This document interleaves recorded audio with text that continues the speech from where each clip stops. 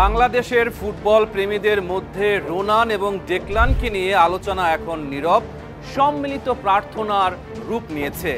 Social মিডিয়াতে তাদের নিয়ে অসংখ্য পোস্ট এবং আলোচনা চলতে থাকে, যেখানে প্রত্যেক ফুটবল প্রেমীর মনে তাদের বাংলাদেশের জার্সিতে দেখার সুপ্ত আশা কাজ করে।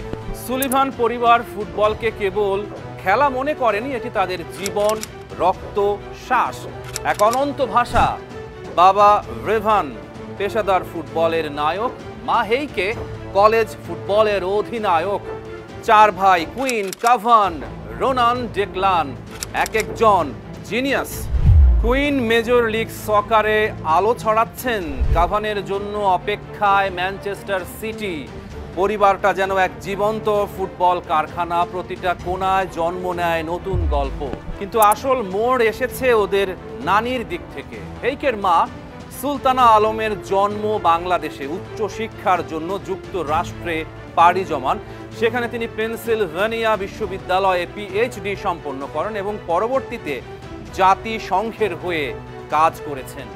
এখন তার নাতিরা বল নিয়ে মাঠে নামছে, বাংলাদেশের ফ্যানরা ডাকছে, ফিরে এসো, এদেশেও তোমাদের শিকড় আছে। সুলিভান ব্রাদার্সদের নিয়ে একটা উন্মাদনা আমরা দেখতে পাচ্ছি বাংলাদেশের ফুটবল ফ্যানদের মাঝে। বিভিন্ন গ্রুপে তাদের নিয়ে আপডেট আমরা দেখতে পাই এবং তাদেরকে ফলো করে তারা। তো আসলে সুলিভান ব্রাদার্সরা তাদেরকে আমরা কবে নাগাদ বাংলাদেশে দেখতে পাবো?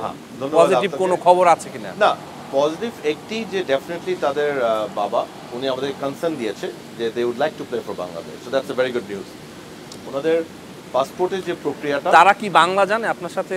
না, আমি ওনাদের সাথে কথা বলিনি, বাট ওনার বাবার সাথে কথা বলেছে। He is a pure American gentleman এবং স্পোর্টসম্যান, কিন্তু উনি ইজ এ কোচ। যোগাযোগটা হয়েছে তাদের বাবার সাথে আপনার? নিয়মিত, আবার নিয়মিত ইমেলে যোগাযোগ হয়।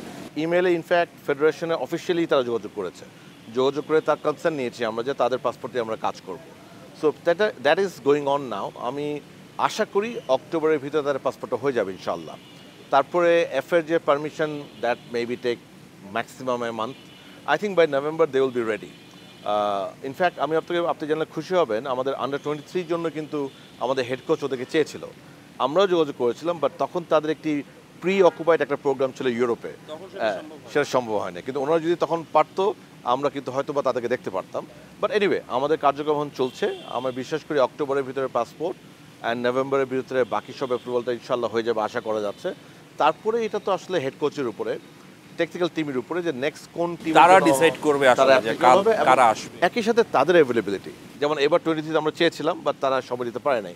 সো ইনশাল্লাহ আমি বিশ্বাস করি তাদের যেরকম পজিটিভ ইচ্ছা আছে, once the documentation is done, আমরা তাদেরকে ইয়ার লং প্ল্যানটা দিয়ে দেবো।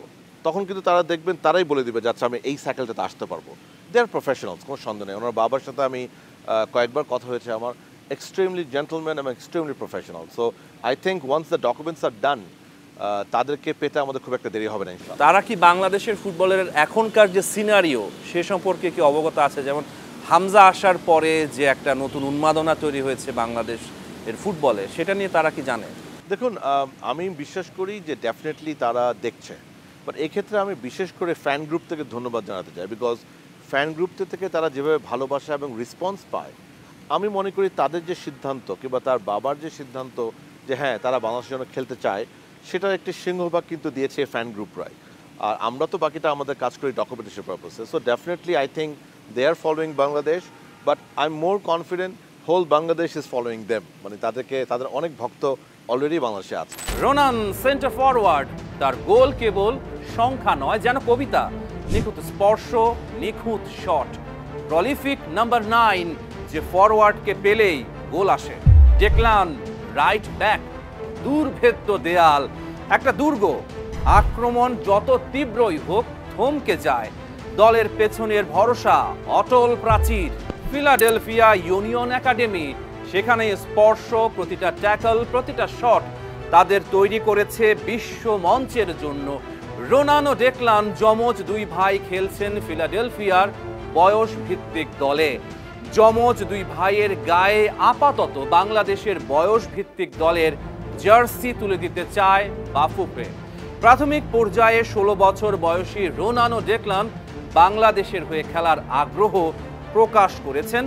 ফিফার নিয়ম অনুযায়ী দাদা দাদি বা নানা নানি যেখানে জন্মেছেন সেখানে নাতিরা খেলতে পারে। বাংলাদেশের ফুটবল প্রেমীরা এখন এক অদৃশ্য প্রার্থনায়, সোশ্যাল মিডিয়ায় পোস্ট, চোখে স্বপ্ন রোনান ও ডেকলান লাল সবুজ জার্সিতে। গল্পের শেষ এখনো লেখা হয়নি। দুই তরুণ একই সুতোয়, আমেরিকার মাঠ থেকে ঢাকার ডাক। তারা কি একদিন জার্সি বদলাবেন, বাংলাদেশকে এনে দেবেন সেই বহুকাল প্রতীক্ষিত প্রভাত? উত্তর নেই, কিন্তু প্রত্যাশা আছে, বিশ্বাস আছে। কোনো একদিন ফ্লাড লাইটের আলোয় স্টেডিয়ামে ভেসে উঠবে এক আইকনিক দৃশ্য, রোনান ও ডেকলান সুলিভান লাল সবুজ জার্সিতে গোলের জালে বাংলাদেশের স্বপ্ন বুনছেন। Rahman Peyar, star news.